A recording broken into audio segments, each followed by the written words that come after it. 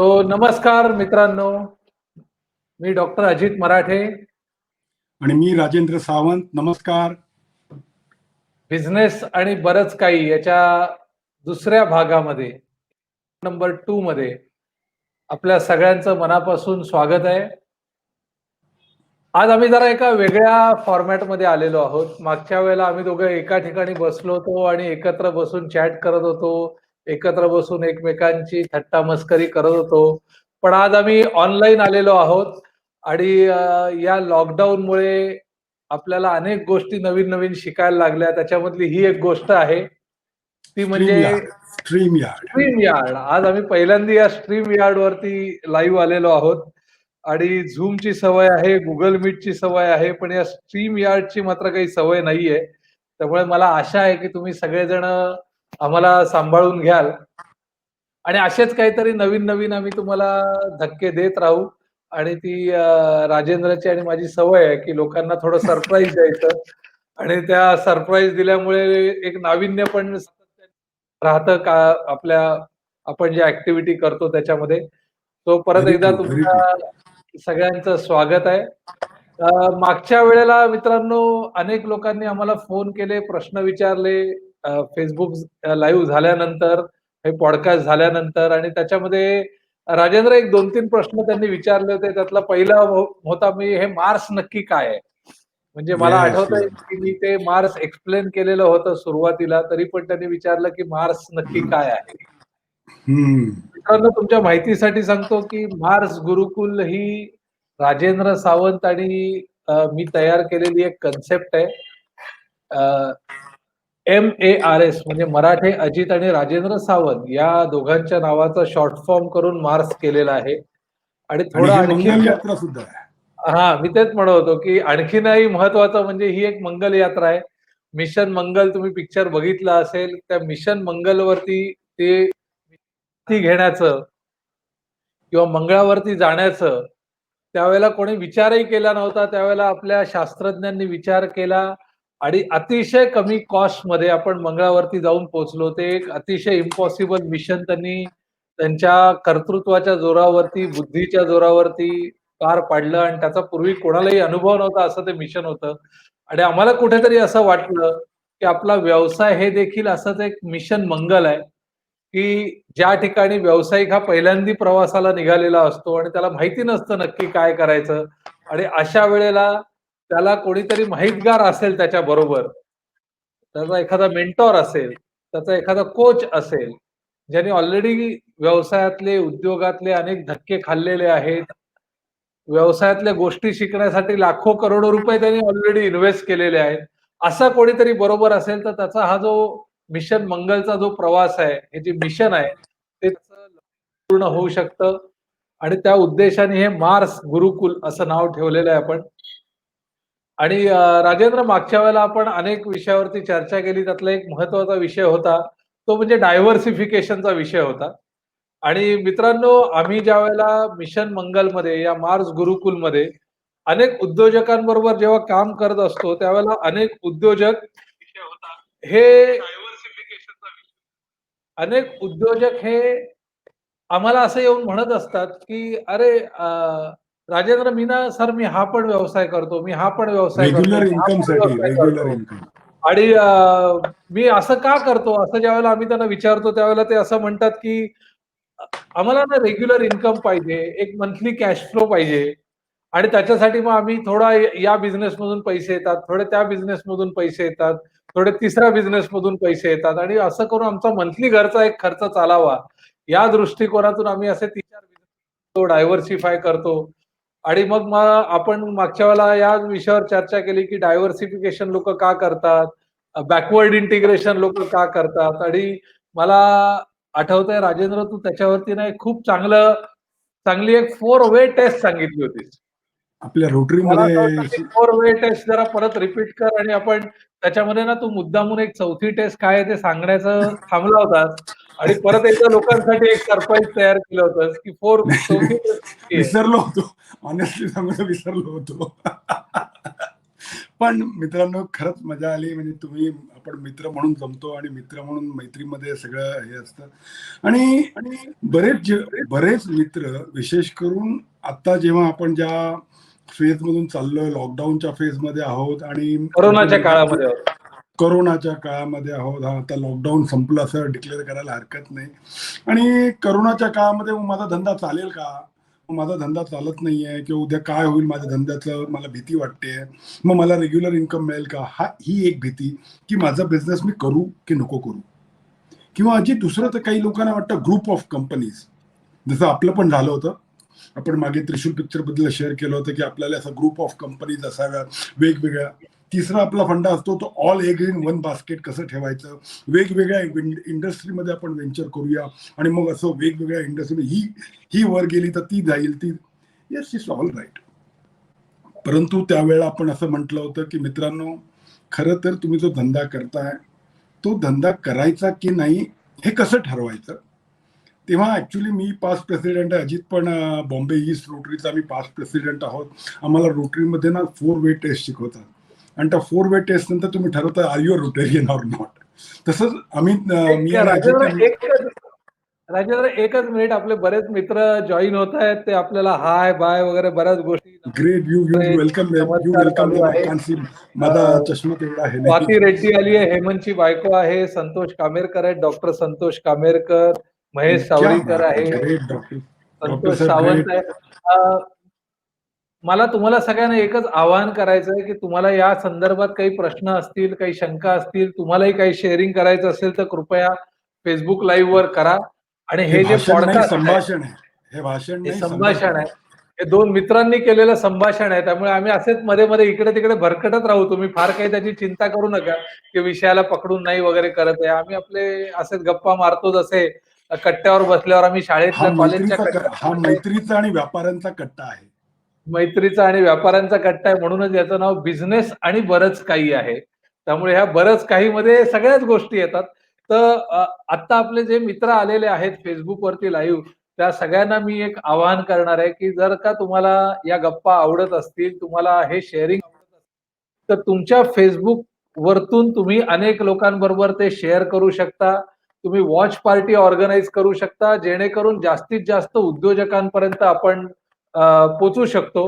कारण राजेंद्र अतिशय एका इंटरेस्टिंग मुद्द्यावरती बोलतोय आणि तो इंटरेस्टिंग मुद्दा आहे 4 वे टेस्ट, जी आम्हाला रोटरीमध्ये शिकवली होती. तर राजेंद्र, डायव्हर्सिफाय करण्याची 4 वे टेस्ट काय नक्की आहे? पहिलं आपण समजूया की आपला आहे तो बिझनेस बरोबर आहे की नाही.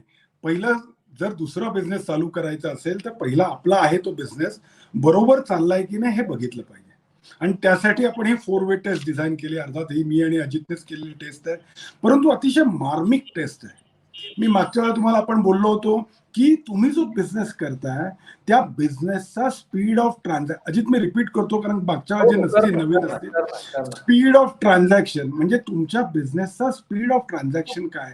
मागच्या वेळा मी चहाचं उदाहरण दिलं होतं की सकाळी जर तुम्ही 100 रुपयाचा चहावाला असतो, चहाचा बिझनेस करतो, तो सकाळी 100 रुपयाची साखर, दूध आणि चहा पावडर आणि इतर साहित्य घेतो आणि सकाळी ते चालू करतो. आणि समजा त्याने 50 ते 100 कप चहा संध्याकाळी 9 वाजेपर्यंत, सकाळी 9 ते रात्री 9 पर्यंत केला, तर रात्री 9 ला त्या 100 रुपयाचे 10 रुपयाप्रमाणे 100 कपाचे 1000 रुपये झालेले असतात. म्हणजे 100 रुपयाचे 1000 रुपये म्हणजे 10 पट. मित्रांनो लक्षात घ्या, तो ट्रान्झॅक्शन इन्व्हेस्टमेंट केल्यानंतर तुमचा बिझनेस किती स्पीडने रिटर्न देतो. दुसऱ्या दिवशी जर तुम्ही 1000 रुपयाची चहा केली तर कदाचित जर तुमचा बिझनेस असेल तर अर्थात तर 10,000 रुपये मिळू शकतात. आणि कदाचित म्हणून मी म्हटलं होतं की चहावाले फार नशीब. मी औरंगाबादच्या एका चहावाल्याचं उदाहरण दिलं होतं, त्यांनी मर्सिडीज पण आहे, व्हॉट्सअपवरती फार फेमस आहे. आणि सर्वात मोठं मी ज्यांचा भक्त आहे ते नरेंद्र मोदी पंतप्रधान होण्याचं पण भाग्य तुम्हाला लाभू शकतं. तर मी असं नाही म्हणत तुम्ही चहाचा धंदा करा, परंतु तुमच्या बिझनेसमध्ये स्पीड ऑफ ट्रान्झॅक्शन आहे की नाही मित्रांनो हे बघणं गरजेचं आहे. दुसरं असतं ते म्हणजे ROI, म्हणजे तुम्ही जी इन्व्हेस्टमेंट करताय त्या इन्व्हेस्टमेंटचा रिटर्न्स किती आहे, रिटर्न ऑन इन्व्हेस्टमेंट.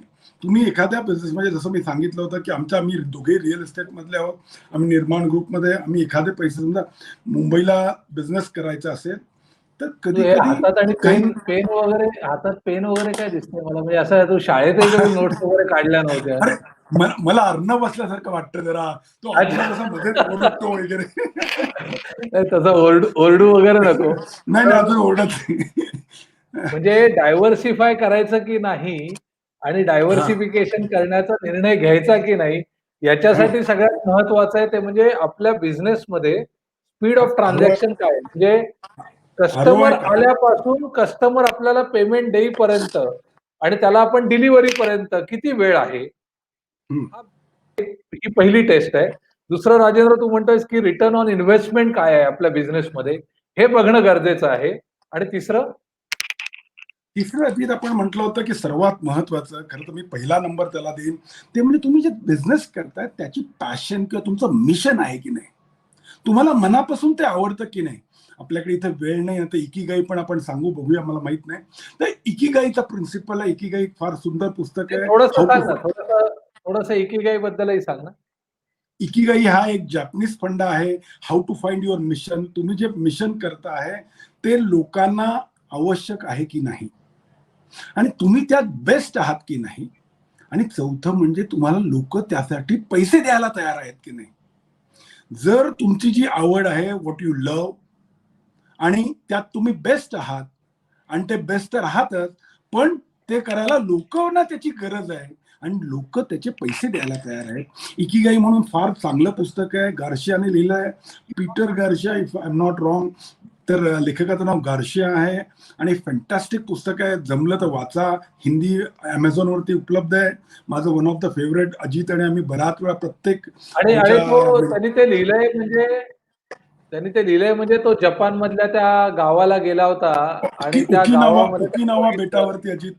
ओकिनावा इकिनोवा बेटावरती तो इकिनोवा इकी ओकिनावा इकिनोवा आय डोंट नो, बट त्या बेटावर त्यांनी जाऊन केला होता. आणि दीर्घायुष्याचं रहस्य, हा तिथल्या बेटाचं, जपानमध्ये एक तर दीर्घायुष्यच आहेत लोक, जगात सर्वात जास्त दीर्घायुष्य लोक जपानमध्ये आहेत. आणि जपानमध्ये पण अजित सर्वात जास्त दीर्घायुष्य ओकिनावा बेटावरती आहे. आणि त्या बेटावरती जाऊन या लेखकाने राईट. लिहिलेला एक अतिशय गाजलेलं पुस्तक आहे. आणि how to find your mission. बरोबर. तर तुम्ही जर बिझनेस करताय ते तुमचं पॅशन आहे का, ते मिशन आहे का. अजी सकाळी उठवायला लागता कामा नये. तुम्हाला तुम्हाला बेडमधून उठवण्याची ताकद त्या मिशन मध्ये असली पाहिजे. म्हणजे आपण आणि पिकनिकला जाताना कसं न न उठवता उठतो, तसं काहीतरी झालं हा, पाहिजे.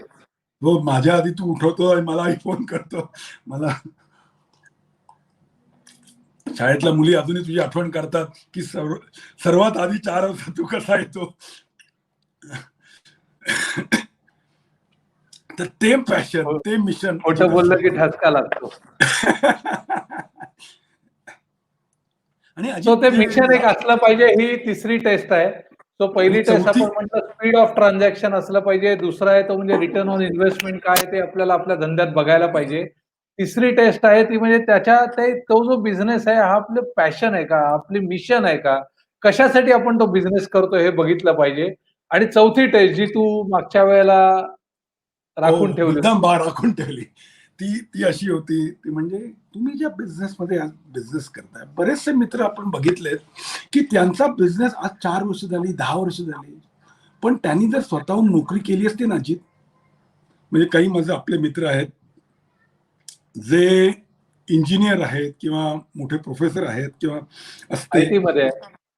आयटी मध्ये आहेत, त्यांनी स्वतःच जर व्यवसाय करून जर त्यांना तेवढा पगार मिळत नसेल, समजा आपल्या तुषारचं उदाहरण घेऊया. तुषारला आज जर तो बिझनेस काय करतोय, नोकरी करतोय असेंचर मध्ये, तर 1 कोटी रुपये पगार मिळतो. एक वर्षाला. कोटी रुपये वर्षाला, 1 कोटी रुपये त्याचा पॅकेज आहे. मग तेवढा तरी तुम्ही ज्या बिझनेसमध्ये पडलेला आहात, तर त्याला तुमचा तेवढा तरी प्रॉफिट होतोय का, तेवढे पैसे तरी तुमचा सुटतोय का. कमीत कमी तुमचा पगार काढण्या एवढा खर्च जाऊन तुमचा पगार निघू शकतो. आणि अजित ही फार महत्वाची टेस्ट आहे ना, तर कधी कधी ना पस्तावायला होतं. आणि ते पण बघा, आपण एकतर नोकरीमध्ये सिक्युरिटी असते, म्हणजे ती सिक्युरिटी पण सोडायची, आणि आणि आणि त्यात परत रिस्क घेऊन आपला आहे तेवढा पगारही नसेल निघत. हा, अर्थात अजित पहिल्या 1 वर्ष 2 वर्ष म्हणजे आपले एक मारवाडी आपला मित्र होता माझ्या मते, भरतभाई वाटतात, भरतभाई जैन की काय त्याचं नाव होतं. ते तो असं म्हणायचा, पहिला साल गवाने का, दूसरा साल बराबरी का, बराबरी और का, तीसरा, तिसरा साल अजित कमाने. तीसरा साल कमाने का. तर मी पहिले 3 वर्ष मी सोडून देतो अजित, पण चौथा, पाचवा, 10वा जर तुम्हाला तेवढाही बिझनेसमध्ये प्रॉफिट होत नसेल, I feel you have to think about it, you have to think about your business. आणि So म्हणजे म्हणजे म्हणजे तू असं म्हणतोयस की जर का तुम्हाला तुमच्या बिझनेसमध्ये 3 वर्षापेक्षा जास्त झाली असतील वर्ष, तर हम्म, तुमचा जो मित्र आहे, जो तुमच्या इक्विव्हॅलंट शिकलेला आहे, तो कुठेतरी नोकरी करतोय, त्याला जेवढा पगार मिळतो तेवढा पगार तुम्हाला तुमच्या बिझनेसमधून काढता आलाच पाहिजे. तर बिझनेस करा, तर तुमचा बिझनेस बरोबर आहे. मी बिझनेस कराच, पण कदाचित बदलण्याची गरज आहे. म्हणजे जे आपण सुरुवातीला हा प्रश्न विचारला की मी माझा बिझनेस बदलू का, तर ह्या 4 these are the 4 way test. Ajit, ही एंटरप्रेन्योरची 4 वे टेस्ट आहे. हा, आरओआय आहे का, स्पीड ऑफ ट्रान्झॅक्शन आहे का, पॅशन मिशन आहे का, आणि पगार आहे एवढा तरी 3 वर्ष मी सोडून देतोय. 3 वर्ष सलग बिझनेस करून पण जर तुम्हाला तेवढा प्रॉफिट सुद्धा होत नसेल, I think you have to rethink about your business. This is what I feel. आपले नाशिकवरून अनेक मित्र पण आलेले आहेत. प्रवीण काकड आहे, जितेंद्र महाले आहे, डॉक्टर आशिष निकम आहे, नॅचरोपॅथिस्ट आहे. हो येस, आशिष, वेगवेगळ्या डॉक्टर आशिष. डॉक्टर आशिष वेगवेगळ्या फोरमवरती आपल्याला भेटत असतात आणि खूप चांगले मित्र आहेत. आणि प्रवीण तर इथे आहे, त्यामुळे आम्ही नाशिकला गेलो की प्रवीणलाच बरोबर जेवायला घेऊन जातो, कारण नाशिक हो, मधले best of the best hotels त्याला माहिती आहेत काय. काका का dhaba, if I am not forgetting, Kaka that's a dhaba. Fantastic joint. आणि प्रवीण आपली छान डिश कुठली रे काका धाबाची, तर तो आम्हाला पहिली डिश तीच ऑर्डर करतो. राजेंद्र, हे सगळं बोलतोयस तू बरोबर आहे, पण लोक डायव्हर्सिफिकेशनचा विचार एवढ्यासाठी करतात कारण आता जी करोनाची परिस्थिती आली आहे, पॅन्डेमिकची परिस्थिती आली आहे, लॉकडाऊन आली आहे, न भूतो न भविष्यती अशी परिस्थिती आहे. आणि अशा परिस्थितीमध्ये 6-6 महिने बिझनेस बंद आहेत. आणि आता जर का ही 4 वे टेस्ट लावली मी बिझनेसला, तर मला असं लक्षात येतं कदाचित मला रिटर्न ऑन इन्व्हेस्टमेंट आहे, कदाचित माझ्या बिझनेसमध्ये स्पीड ऑफ ट्रान्झॅक्शन पण चांगला असू शकतो. माझ्या बिझनेसमध्ये पण जी चौथी टेस्ट आपण म्हटली, ती म्हणजे पगार निघेल का? तर आज मात्र मला ही शंका येते, की आता माझ्या बिझनेसमधून माझा पगार तरी निघेल का? आणि त्याच्यामुळे ना मग अनेक लोकांच्या मनामध्ये मग डायव्हर्सिफाय करण्याचे विचार यायला लागतात. खरोखर हे डायव्हर्सिफिकेशन त्यावेळेला केलं पाहिजे का? खरोखर इन्व्हेस्टमेंट कुठे केली पाहिजे? ज्यावेळेला तुमची परिस्थिती चांगली होती, त्यावेळेला मी इन्व्हेस्टमेंट कशी करायला हवी होती? करून अशी काहीतरी परिस्थिती आल्यावरती मला डायव्हर्सिफिकेशनचा विचार नाही येणार, पण मी टिकून राहण्याचा विचार करू शकतो. याच्यावर आपण अनेकदा बोललोय, तर त्याच्याबद्दलही जरा बोल ना. अजित, आपण नेहमी बोलतो किंवा आपण आपल्या संतोष सरांचं मी इथे वाक्य केलं, कमांड फंड म्हणायचं ते. हा, you should always have command fund, तुला आठवत असेल तर. आणि आपण नंतर निर्माणमध्ये ती कॉन्सेप्ट पण तयार केली कमांड फंडची. मित्रांनो, मला मान्य आहे की अशी काही परिस्थिती येते, मग अशा वेळेला मग मी काय करू, मला भीती वाटते, मला माझे पैसे निघतील की नाही, मला घर तरी चालेल की नाही, आणि काय असलं पाहिजे, आणि मला ती ही जी इनसिक्युरिटीची भावना आहे, आणि त्यासाठी काय करा मित्रांनो, त्यासाठी जो आम्ही फंडा शिकलो आणि तोच मी शेअर करायचा प्रयत्न करतो. अर्थात हे बरोबर आहे, राईट आहे, रॉंग आहे, तुम्ही ठरवा, परंतु आम्ही दोघं मात्र हे नक्की करतो. मित्रांनो, पहिलं म्हणजे तुम्ही दुसरा बिझनेस चालू करायच्या आधी काही एक विशेष सिक्युरिटी इन्व्हेस्टमेंट, त्याला इन्व्हेस्टमेंट म्हणू, सिक्युरिटी म्हणू, काही म्हणा, पण ही सिक्युरिटी आणि इन्व्हेस्टमेंट बिझनेसमध्ये केली पाहिजे. आणि अजित, त्यातली सर्वात पहिली सिक्युरिटी आहे, तुला आठवतं आपल्या दोघांची पहिली इन्व्हेस्टमेंट आपण केली होती ती मेडिक्लेमची होती.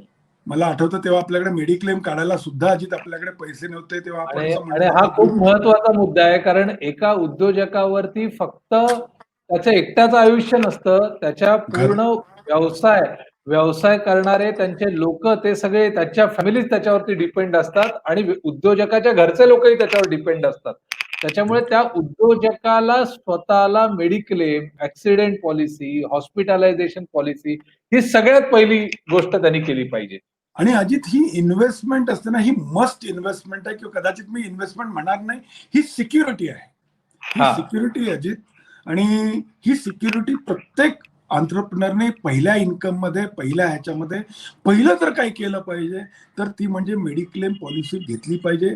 कमीत कमी 5 ते 10 लाख रुपये कमीत कमी. आणि आताच्या महागाईच्या काळात अजित, मी तर एक 15 ते 30 लाखापर्यंत घेतली आहे. सुरुवातीची 8 लाखाची हे आहे बेसिक, आणि एक टॉपअप पॉलिसी येते, फारच स्वस्त असते ती. टॉपअप हे पण कमी असतो.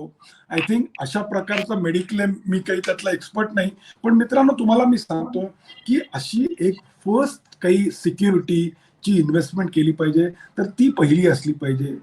आणि अजित, दुसरं जर मी काही म्हणेन तर ते म्हणजे जनरल इन्शुरन्स, की उद्या काही बरं वाईट झालं, हा, जनरल इन्शुरन्स आणि लाईफ इन्शुरन्स, उद्या जर म्हणजे काही बरं पहिले वाईट तुझं झालं. थोडक्यात असं म्हणणं आहे की सगळ्यात पहिले आपल्याला काही झालं, म्हणजे ऍक्सिडेंट झाला, आपण इंजुअर्ड झालो, ज्या हॉस्पिटलाइज काही झालो, किंवा किंवा डेथ झाली आपली डेथ अनफॉर्च्युनेटली. झाली, तर लाईफ थ्रेट रिलेटेड ज्या काही गोष्टी आहेत की ज्याच्यामुळे बिझनेस अफेक्ट होऊ शकतो, त्या गोष्टीसाठी पहिले आपण सिक्युअर केलं पाहिजे. ती जर का सिक्युरिटीची भावना डोक्यात असेल तर आपल्याला थोडी रिस्क आणखी होऊ शकते. आणि अजित, LIC ही कधीच इन्व्हेस्टमेंट नसते. LIC मध्ये मॅक्सिमम रिटर्न देणारी पॉलिसी 6.5 ते 7% असेल, त्याच्या वर काही कुठलंच रिटर्न देत नाही. परंतु एक मात्र खरं आहे की पहिली इन्व्हेस्टमेंट, पहिली सिक्युरिटी जर काय केलं पाहिजे तर LIC मध्ये केली पाहिजे. आणि तो एन्डोमेंट प्लॅन असला पाहिजे, कमीत कमी प्रीमियम, मॅक्सिमम कव्हर असणारी पॉलिसी केली पाहिजे. आणि मिनिमम प्रीमियमची पॉलिसी घेतली पाहिजे. इन्व्हेस्टमेंट म्हणून न बघता, रिटर्न म्हणून न बघता, सिक्युरिटी म्हणून बघितली पाहिजे. तुला तर माहिती आहे, मी एक LIC त्या डेव्हलपमेंट ऑफिसरचा मुलगा आहे, आणि आय नो LIC. लगेच मार्केटिंग चालू करू नको पण. हो, पण आता वडील नाही करत ना पॉलिसी, आणि नाही माझाही धंदा आहे. सगळ्यात पण पहिलं सिक्युरिटीची भावना बाजू, म्हणजे ही डोक्यात जो किडा असतो ना की मला काही झालं तर काय, तर तो आपण बाजूला काढला पाहिजे. आणि राजेंद्र, फॅमिलीचा किंवा होम लोन, अजित आजकाल होम लोन बऱ्याच लोकांचे असतात, आणि होम ते लोन मी गेल्यानंतर माझे माझे फॅमिली होम लोन राईट कसं चुकवेल, तर होम लोनला कनेक्टेड पण एखादी पॉलिसी असते. आणि I right. Think that's very essential. म्हणजे उद्या आपल्या राजेंद्र, मुला, आपले काही चांगले मित्र आलेले आहेत, त्यांना मी परत एकदा त्यांचं स्वागत करतो. हेमंत रेड्डी आलेला आहे. हेमंत अरे माझा हेमंत, क्या बात है. कॉलेजला. हाँ. हेमंत आणि त्याची बायको स्वाती दोघेही बघतायत. संगीता बोडस आपल्याला शाळेमध्ये सिनियर होती, संगीता. त्याच्यानंतर विष्णू सातवसे. विष्णू सातवसे हे शेअरर आहेत, म्हणजे त्यांनी ऑलरेडी हे पॉडकास्ट शेअर केलेलं आहे इतर लोकांबरोबर. क्या आणि बात है, त्यांचं क्या असं, त्यांना तू जे उदाहरण सांगितलंस की जे पहिली सिक्युरिटी केलं पाहिजे, ते त्यांना खूपच पटलेलं आहे. आणि प्रवीण काकड म्हणतोय की मी या पॅन्डेमिकच्या काळामध्ये स्वतःला रिलॉन्च केलं आणि बिझनेसमध्ये रिलॉन्च केलं, आणि त्याच्यानंतर मला खूप चांगला रिस्पॉन्स लोकांकडून मिळालेला आहे. आणि त्याच्यामुळे मला असं वाटतं ही माझी खूप मोठी अचीवमेंट आहे, असं तो शेअर करतोय. आणि त्याच्याबद्दल आपल्या दोघांनाही तो खूप धन्यवाद देतोय की तुम्ही नेहमी आम्हाला मोटिवेट केलं आणि एनर्जी दिली याबद्दल. हो, थँक्यू प्रवीण, आणि थँक्यू सगळ्यांना, जे जे लोक इथे या पॉडकास्टमध्ये आलेले आहेत. प्रणय आरावंदेकर पण आलेला आहे. सो राजेंद्र, पहिला सिक्युरिटी हा भाग एक झाला. सो त्याला आपण इन्व्हेस्टमेंट नको म्हणूया, त्याला सिक्युरिटी म्हणूया. सिक्युरिटी असंच म्हणूया. पण याच्या व्यतिरिक्त तू जे मगाशी कमांड फंड बद्दल बोलत होतास, एक फंड क्रिएट करण्याबद्दल बोलत होतास, त्याच्याबद्दल जरा परत बोल. म्हणजे तो फंड म्हणजे इमर्जन्सी फंड असतो. आणि साधारणपणे महिन्याला आपला लागणारा खर्च, हा, जो महिन्याचा खर्च असतो, तो समजा जर आपल्या दोघांच्या बाबतीत 50,000 ते 1 लाख रुपये असेल, तर तेवढी त्याच्या 6 महिने पुरेल एवढा, कमीत कमी, कमीत कमी 6 महिने पुरेल एवढा इमर्जन्सी फंड FD मध्ये किंवा अशा एका बाजूला काढून ठेवला पाहिजे. आणि समजा जर तुमचा ₹1,00,000 खर्च असेल तर 6 लाख रुपये, 50,000 रुपये असेल तर 3 लाख रुपये हे FD मध्ये लिक्विड फंड म्हणून व्याजाने बाजूला काढून ठेवले पाहिजेत. आणि असं पॅन्डेमिक सारखे 6 महिने अजित जर गेले आणि कुठलाही इन्कम आला नाही, तर घर चालवण्याचं, किंवा नोकरी सुटली, दुसरी नोकरी करायची, बिझनेस बंद झाला, बिझनेस स्विच ओव्हर करायचा आहे, तर कमीत कमी 6 महिने लागतात. अर्थात काही लोक 1 वर्ष, 1.5 वर्षाचा पण तो प्लॅन असतो. त्याला कमांड फंड किंवा इमर्जन्सी फंड सुद्धा म्हणता येतो. कधी आई वडिलांना काही आजारपण आलं, काही अचानक गोष्टी येतात ज्या अनप्लॅन्ड असतात, तर अजित त्यासाठी आय थिंक इमर्जन्सी फंड असला पण पाहिजे. Rajendra, again it's Rajendra not a investment, again it's not a investment. But तू जे म्हटलंस ना की बिझनेसमॅननी सिक्युरिटी कशी करावी, किंवा दुसरं जर काही बिझनेस असा व्हायला लागला तर माझ्याकडे काय असला पाहिजे, तर जी पण जी राजेंद्र सेन्स मला ऑफ याच्यात आणखीन एक गोष्ट सांगायची आहे की फक्त आपल्या घरी पुरतील एवढे पैसे साठवले नाही पाहिजेत. तर आपला जो ऑफिस आहे, आपलं जे स्टाफ आहे, त्या ऑफिसला दर महिन्याला किती खर्च लागतो आणि त्या युअर राईट. ऑफिसच्या दर महिन्याच्या सॅलरी प्लस ओव्हरहेड सगळ्याची बेरीज करून गुणिले कमीत कमी 6 महिने करून तेवढे पैसे त्या व्यावसायिकांनी बाजूला काढले पाहिजेत. फिक्स पण ओव्हरहेडचा राजेंद्र हे फिक्स सगळं बोलणं ओव्हरहेड. ठीक आहे आणि त्याच्यावरती आपण नेहमी वाद करतो, चर्चा करतो. ते म्हणजे एका नोकरी करणाऱ्या माणसाला हे सोपं आहे. त्याला फिक्स पगार मिळतो. दर महिन्याला काही ना काहीतरी थोडेसे पैसे बाजूला काढून तेवढा एफडी क्रिएट करू शकतो 2-3 वर्षात. पण धंदेवाल्याला त्यालाच स्वतःला चायला पुरत नाहीत पैसे. त्याला जेवढे धंद्यामध्ये लागतात तेच कमी पडतात त्याला. त्याला आणखीन आणायला लागतात. कॅपिटल रेज करायला लागतं, लोन काढायला लागतं. त्याने कुठून पैसे काढायचे? अजित, तिथे मी तुला उदाहरण देणे म्हणजे आपलं दोघांचं, तुला आठवतंय आपण NFCT निर्माण फाउंडेशनसाठी प्रत्येक फ्लॅट विकला गेला की आपण ₹5,000 बाजूला काढायचो. येस. प्रत्येक फ्लॅट मधून आपण ₹5,000 कंपल्सरी बाजूला काढले होते आणि तो केवढा मोठा फंड तयार झाला तुला आठवतंय का? I agree. See, अजित, तसाच एक कमांड फंड तुमच्या, समजा जर ₹100 तुमच्याकडे आले तर ₹5 कंपल्सरी. तुला माहितीये माझा आपला किरण, माझा जो भाऊ आहे हॉटेल चालवतो, तर तो दर गल्ल्यावरती त्या हॉटेलवरती ना एक बँकवाला, पिगी बँक म्हणतात का त्याला, ते डेली कलेक्शनला येतात ते, तो रोज ₹1000 बाजूला काढतो. आय थिंक त्याला पिगी बँक काय म्हणतात, पिगी कलेक्शन किंवा असं काहीतरी म्हणतात. आणि तशा प्रकारचा सुद्धा काही फंड्स आपण करू शकतो. हॅलो अजित, तुझ्याकडे स्ट्रीमिंगचा काहीतरी इश्यू दिसतोय अजित. आय थिंक अजित च्या इथे काहीतरी स्ट्रीमिंगचा इश्यू आहे, पण मी कंटिन्यू करतो. आणि अशा प्रकारचा command fund you can do it. आणि हा कमांड फंड तुम्हाला क्रिएट केला पाहिजे. त्याच्यानंतर जर कुठली इन्व्हेस्टमेंट करा, तुम्ही म्हणाल मला रेग्युलर इन्कम पाहिजे, तर मी तुम्हाला सांगेन ते म्हणजे you have to have invest in mutual fund. अर्थात ते परत इन्व्हेस्टमेंट आहे ही, आणि इन्व्हेस्टमेंट म्हणून तुम्ही म्युच्युअल फंड मध्ये. Ajit, welcome back. I think तुझा स्ट्रीमिंगचा इश्यू होता. ऍज युजल मी नेहमीप्रमाणे मध्ये जरा हो नक्की, तू जाऊन आलो. स्ट्रीमिंगचा इश्यू होता ना की दुसरं काही करून आलास? No, it's okay. तर मी सांगत होतो अजित, कमांड फंड बद्दल, इमर्जन्सी फंड कसं येस. प्रत्येकाने क्रिएट केला पाहिजे. आणि त्याच्यानंतर येस, सुद्धा जर म्हणजे हा म्हणजे तू राजेंद्र असं म्हणतोयस की पैसे एकदम बाजूला काढता येत नाहीत उद्योजकाला, हे बरोबर आहे. पण त्यांनी थोडे थोडे थोडे करून पैसे बाजूला काढले पाहिजेत. आणि येस, मग ते पैसे बाजूला काढण्याची पद्धत कदाचित त्याची प्रत्येक बिलामागे थोडेसे पैसे बाजूला काढले, प्रत्येक क्लायंट मागे थोडेसे पैसे बाजूला काढले, पर डे बाजूला जे काही काढले, रेव्हेन्यू तो जनरेट करेल. हा प्लीज. पर डे जरी काढलेत तरी हरकत नाही. आज दिवसाचा गल्ला झालाय तर त्या दिवसाच्या गल्ल्यातला 5%, 2%, 1% you have to have. Absolutely. तर त्याच्यामुळे मला असं वाटतं की आज जे उद्योजक इथे आलेले आहेत त्या प्रत्येक अजित, तुझा उद्योजकाने हे तिरका ठरवलं दिसतोय. पाहिजे तुझा हे की आपल्याला. तू सरळ कर, तुझा हे सरळ दिसत नाहीये मला. आय थिंक मला माहित नाही फेसबुकवर हो, कसं माझा आता दिसतंय. सरळच केलंय. हा. ओके ओके आता बरोबर आहे का? ओके, हरकत नाही. तर तू प्रत्येक कसाही दिसतोय, उद्योजकाने असं तू ठरवलं हँडसम, पाहिजे की मला तू कसाही हँडसम मला दिसतो एक असं कमांड म्हणतो. फंड क्रिएट करायचा आहे. हा. प्रत्येक उद्योजकाने एक कमांड फंड क्रिएट केला पाहिजे आणि तो क्रिएट करण्यासाठी प्रत्येक बिला मागून छोटे ना छोटे काही ना काहीतरी पैसे बाजूला काढले पाहिजेत, रेव्हेन्यू बाजूला काढला पाहिजे. तरच एक सायझेबल 6 महिने, 1 वर्ष आपल्याला बॅकअप तयार करण्याची यंत्रणा आपल्याकडे तयार होईल. आणि मग कदाचित असा करोना आला, पॅन्डेमिक आला तरी आपल्याला डायव्हर्सिफाय करण्याचं पटकन मनामध्ये येणार नाही. बरोबर आहे राजेंद्र? आणि 100% तुम्ही तुमच्या बिझनेसवरती फोकस कराल अजित. दुसरं म्हणजे घरचं टेन्शन येत नाही, घरी काही हे होत नाही. I think and that's a sense of security, आणि ते एक वेगळी समाधान असतं ते, आणि त्यांनाही त्याची खात्री असते. I think and that's what we need. प्रत्येक एंटरप्रेन्योरकडे हे शस्त्र आणि अस्त्र असलं पाहिजे.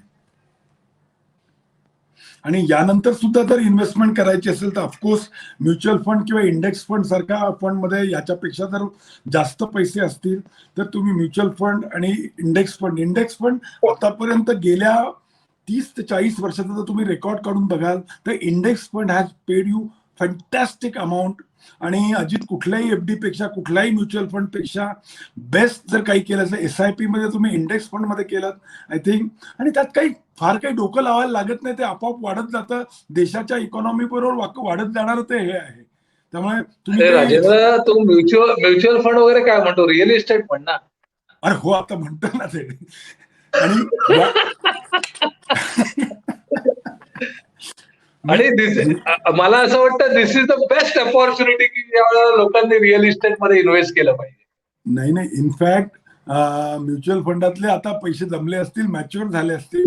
हा, LICतले रिअल पैसे इस्टेट मध्ये तर रिअल एस्टेट एकत्र घेता येण्यासारखं आहे. आता सध्या स्टॅम्प ड्युटी वगैरे सर्वात कमी आहे, GST पण. आणि अजित तुला तर माहिती आहे, निर्माण मध्ये तर आपण 0% स्टॅम्प ड्युटी आणि 0% GST मध्ये मार्केटिंग पण करून घेतोय. I think we deserve that. ती सवय जात नाही, कुठेही गेलं की मार्केटिंग करायचं पहिले. हो ना, जात्यावर बसलं की ओव्या निघतात. आय थिंक आज आपण राजेंद्र इथेच थांबूया. आज आपण एक महत्वाचा मुद्दा चर्चा केली, तो म्हणजे 4-वे टेस्ट मधली 4थी टेस्ट आहे. ती म्हणजे तुमच्या 3 वर्ष जर का तुमच्या बिझनेसला झाली असतील तर तुमच्या बिझनेस मधून कमीत कमी तुम्हाला सॅलरी मिळेल एवढे पैसे तुम्हाला दर महिन्याला काढता आले पाहिजेत. हा एक महत्वाचा मुद्दा राजेंद्र आज आपण बोललो. आणि दुसरा महत्वाचा मुद्दा आपण बोललो की आपण जे डायव्हर्सिफिकेशनचा विचार करतो त्याच्या मागे बेसिकली इनसिक्युरिटीची भावना असते. ती इनसिक्युरिटीची भावना काढण्यासाठी पहिले मेडिक्लेम, इन्शुरन्स एवढं ऍडिक्वेट स्वतःला इन्शुअर करा. आणि मग आपण असं म्हटलं की एक कमांड फंड क्रिएट करा की ज्याच्यामध्ये 6 महिने जर का आपलं ऑफिस बंद राहिलं, 6 महिने जर का आपण ऑफिसला जाऊ शकलो नाही, आपला धंदा बंद राहिला, परत काहीतरी करोना आला, चायनाने काहीतरी आणखी आपल्यावरती उपकार केले आणि आपला 6 महिने धंदा बंद राहिला, तरी देखील आपल्या स्टेटसमध्ये, आपल्या धंद्यामध्ये जे काही फिक्स खर्च आहेत ते भागवू शकू आपण, एवढे पैसे आपण क्रिएट करून ठेवले पाहिजेत. सो आय थिंक या पॉइंट वरती आपण आज थांबूया. So thank you very much. तुम्ही ज्या प्रकारे सहभागी होताय, ज्या प्रकारे कॉमेंट्स टाकताय, शेअरिंग करताय, रेकमेंडेशन देताय आणि फेसबुक लाईव्ह संपल्यानंतर देखील तुमचे अनेक प्रश्न येत असतात, तुमचं अनेक शेअरिंग येत असतं. असंच चालू ठेवा सतत. फोन आले होते अजित, मागच्या पण भरपूर लोकांनी फोन केले होते, परत हे केलं ऍब्सोल्युटली. त्यांनी नंतर बघितल्यानंतर फोन केले होते, बऱ्याच फोन केले होते आणि नंतर व्ह्युअरशिप पण जबरदस्त होती. सो राजेंद्र, हाच फेसबुकचा किंवा युट्यूबचा आपल्याला एक मोठा ऍडव्हान्टेज आहे या माध्यमाचा की आपण एकदा लाईव्ह झाल्यानंतरही अनेक वेळा लोक बोलू शकतात. आणि कदाचित या पॅन्डेमिक सारख्या सिच्युएशन मध्ये सगळ्यात महत्वाची गोष्ट आपल्याला काय झाली असेल तर आपण या सगळ्या गोष्टी शिकलो की आपण पूर्वी नाही तर हे शिकायला खूप वेळ लावला असता, पण आता परिस्थितीच अशी आली की त्यांनी आपल्याला ताबडतोब शिकायला कंपल्शन केलं आणि सगळे लोक अडॉप्ट झाले. घरी आता मुलं देखील ऑनलाईन शिक्षण घेत आहेत, तर आपल्यासारख्या लोकांनी तर हे करायला पाहिजे. तर तुमच्या सगळ्यांचे परत मनापासून धन्यवाद. असेच दर मंगळवारी आपण संध्याकाळी 7:30ला भेटत राहू, गप्पा मारत राहू. आम्हाला बघण्याची काही गरज नाहीये. तुम्ही गाडी चालवताना, तुम्ही तुमच्या ऑफिसमध्ये काम करताना, इतर काही साईटवर असाल, तुमच्या इतर काही मीटिंग मध्ये असाल आणि तुम्हाला वेळ थोडासा मिळाला तरी देखील तुम्ही कानाला इयरफोन लावून आम्हाला ऐकू शकता. लाईव्ह जमलं नाही तर त्याच्यानंतरही तुम्हाला ज्या वेळेला कधी मिळेल त्यावेळेला अशा छोट्या छोट्या गप्पा ज्या आम्ही आमच्या गेल्या 25 वर्षाच्या व्यवसायामध्ये अनुभवाने शिकलो त्या अशाच गप्पा तुमच्याशी मारत राहू. त्यामुळे त्याचं नाव दिलंय बिझनेस आणि बरंच काही. तर आपल्या सगळ्यांचा धन्यवाद आहे. गणेश नाईक जळगाववरून इथे आहे, तो हे सगळं बॅक एंड सांभाळत होता. कुणाल इथे आहे, पल्लवी इथे आहे, अर्चना इथे आहे. तुमच्या सगळ्यांचा मनापासून आभारी आहे. परत पुढच्या मंगळवारी संध्याकाळी 7:30 वाजता पॉडकास्टला, फेसबुक लाईव्हला, मार्स गुरुकुलच्या पेजला आपण परत एकदा भेटूया. नवीन एक विषय व्यवसायातला घेऊया आणि चर्चा करूया. धन्यवाद. शेअर करा, कमेंट करा आणि लाईक करा. थँक्यू, धन्यवाद.